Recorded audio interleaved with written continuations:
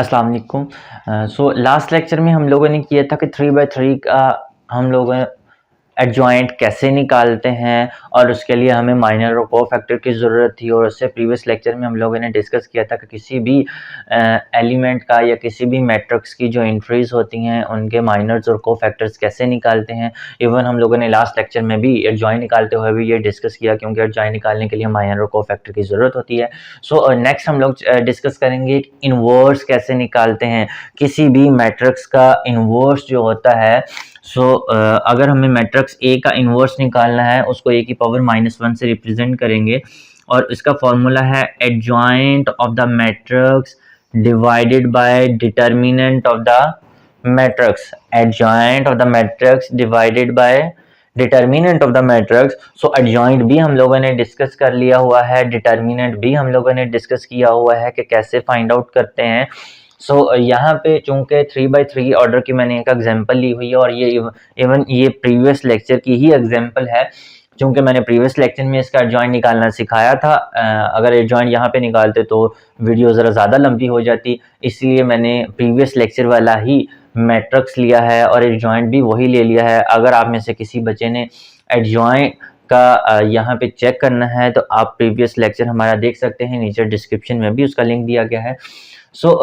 मैंने यहाँ पे चूंकि अभी डायरेक्ट लिख लिया, चूंकि मैंने पिछली वीडियो में ये फाइंड आउट किया था एडजॉइंट, तो अगर आपको ये चेक करना है एडजॉइंट तो आप प्रीवियस लेक्चर में चेक कर सकते हैं। ठीक है, मैट्रिक्स ए आ गया, ये उसका एडजॉइंट आ गया। तो आज हम लोग निकालेंगे इस मैट्रिक्स का इनवर्स। ठीक है, इनवर्स निकालने के लिए एक तो मेरे पास एडजॉइंट चाहिए था, दूसरा मेरे पास डिटर्मिनेंट चाहिए होता। एडजॉइंट मेरे पास है, चलिए मैं डिटर्मिनेंट इसका निकाल लेता हूं। मैं बस इस फॉर्मूले में पुट करूंगा, मेरा आंसर आ जाएगा।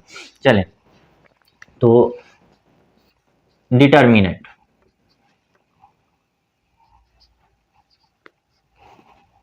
-1 0 2 -1 5 4।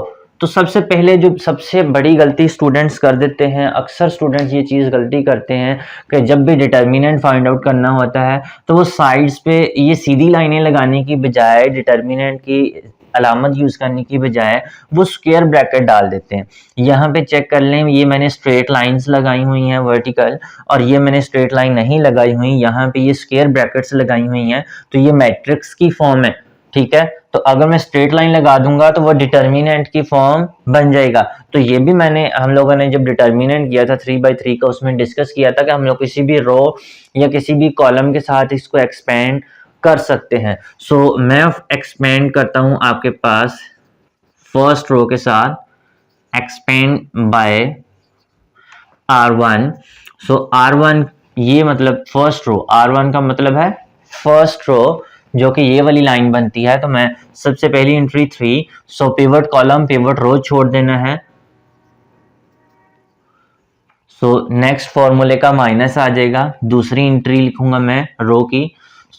ये पिवट कॉलम है, ये पिवट रो, ये भी छोड़ देंगे। 1 -1 2 इंटू 4 इंटू थर्ड। थर्ड में प्लस आएगा, साथ एलिमेंट -1 है। ये पिवट कॉलम ये पिवट रो दोनों छोड़ दिए हैं, 1 0 -1 5। ठीक है, और 2/2 का डिटर्मिनेंट कैसे ओपन करते हैं, diagonal entries minus secondary diagonal. Diagonal की एंट्रीज को मल्टीप्लाई करें माइनस सेकेंडरी। अब देखिए 2 इंटू -1 -2 हो जाएगा। तो जो 2 होगा वो इस माइनस को प्लस कर देगा और ये 2 बन जाएगा। -1 5 1 5 -0। 0 को किसी भी चीज में ऐड करें कोई फर्क नहीं पड़ेगा, तो ये -10 होगा। -10 को 3 से, -30 -2 इंटू 6 -1 इंटू 5, -30 -12 -5, और ये आपके पास कितना आ गया 40 -47। डिटर्मिनेंट ऑफ ए, तो आपके पास इनवर्स क्या आ जाएगा, inverse of the matrix A is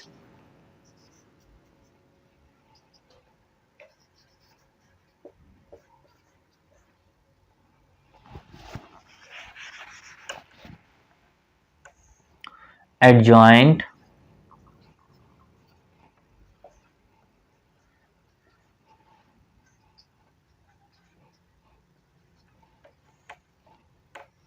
divided by determinant.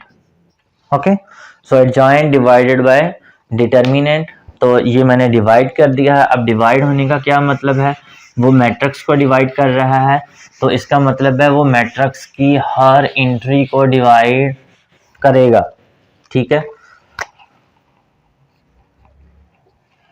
So -10 divided by -47, 13 divided by -47, 4 divided by -47, -6 -47, 11 -47, -47, 5 over -47, -17 over 47, -2 -47, ठीक है। ये आपके पास क्या बन गया है, मैट्रिक्स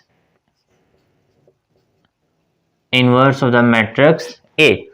अब ये माइनस माइनस से कट जाएगा, यहाँ पे भी माइनस माइनस से ये भी कट जाएंगे आपस में, ये भी। सो आपके पास जो रिक्वायर्ड आंसर है वो क्या आएगा, 10 डिवाइडेड बाय 47,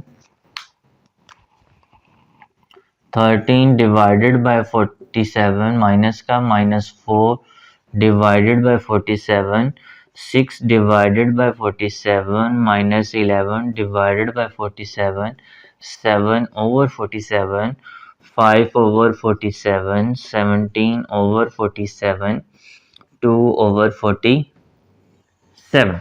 सो ये आपके हमारे पास क्या आ गया है, मैट्रिक्स ए का इनवर्स। अच्छा, अब यहाँ पे जो स्टूडेंट्स को कंफ्यूजन होती है, जब भी कभी फ्रैक्शन में आ जाए और ये चीज़ें कट ना रही हों तो स्टूडेंट परेशान हो जाते हैं, शायद मैंने कहीं गलती कर दी है, या इवन जब उसका डिटर्मिनेंट नेगेटिव में आ रहा हो तो बच्चा खुद जहन में ये चीज़ बना लेता है कि ऐसा तो नहीं हो सकता, इसका ये आंसर नहीं आना चाहिए, इसका पॉजिटिव आना चाहिए। तो ये ऐसा हरगिज़ नहीं है, आपको जो बताया जाता है आप उन स्टेप्स को फॉलो करें और जो भी आंसर आता है वो ठीक है, कोई हर्ज नहीं है इसमें, ठीक है। सो अगर फिर भी आपको मैट्रिक्स इनवर्स, जैसे अब देखें ये ए इनवर्स मैंने फाइंड किया और इसकी हर एंट्री में आपके पास हर एंट्री में फ्रैक्शन है, ठीक है। और कुछ स्टूडेंट्स को तो ये लगेगा जब वो ये डिवाइड कर रहा होगा ना, उसको यहाँ पे 47 पे लगेगा, ये तो एग्जैक्टली किसी डिजिट पे भी डिवाइड ही नहीं होता, खत्म ही नहीं होता, तो ये वो कहेगा शायद मैंने आंसर गलत कर दिया। तो अगर आपको कहीं पे भी इस तरह कंफ्यूजन लगे तो वहां पे वेरिफिकेशन का भी एक मेथड होता है, अगर स्टूडेंट्स के पास टाइम हो। अक्सर वो एग्जाम में उनके पास कुछ टाइम होता है एंड पे, तो अगर आपको इस तरह का क्वेश्चन आ जाए और आपके पास टाइम है और आपको चेक करना है क्या मेरा आंसर ठीक आया है या नहीं, तो सिंपली मैट्रिक्स ए और ए इनवर्स को मल्टीप्लाई करेंगे तो आपके पास आइडेंटिटी मैट्रिक्स आएगा, ठीक है। आप ए इंटू ए इनवर्स कर लें या फिर ए इनवर्स इंटू ए कर लें, आपको थोड़ा सा टाइम लगेगा, लेकिन आपको ये श्योर जरूर हो जाएगा कि आपका आंसर ठीक है या फिर नहीं। तो आइडेंटिटी मैट्रिक्स की हम लोगों ने डेफिनेशन की हुई थी, ऐसा डायगोनल मैट्रिक्स जिसकी सारी की सारी डायगोनल एंट्रीज क्या हो, 1 1 हो, ठीक है। ऐसा डायगोनल मैट्रिक्स जिसकी सारी की सारी डायगोनल एंट्रीज 1 1 हो और अदर देन डायगोनल एंट्रीज क्या होनी चाहिए, 0 होनी चाहिए। तो आपके पास अगर 3/3 का है तो ए और ए इनवर्स को मल्टीप्लाई करें या ए इनवर्स इंटू ए को मल्टीप्लाई करें, आपके पास ये मैट्रिक्स अगर आ जाता है, इसका मतलब है आपका आंसर ठीक है, आपका आंसर गलत नहीं है। और इस चीज से यहाँ पे ये जो चीज मैंने लिखी है कि ए पहले लिखें या फिर ए इनवर्स पहले लिखें या ए, मैट्रिक्स में ये चीज मैटर करती है कि आप पहले कौन सा मैट्रिक्स लिखते हो, ठीक है। ये शायद अगर आपको याद हो तो हमने मल्टीप्लिकेशन ऑफ द मैट्रिक्स में डिस्कस किया था। मैं यहाँ पे थोड़ा सा आपको रिवाइज थोड़ा सा हिंट दे देता हूँ इस चीज का, क्योंकि ये चीज यहाँ पे आ गई है।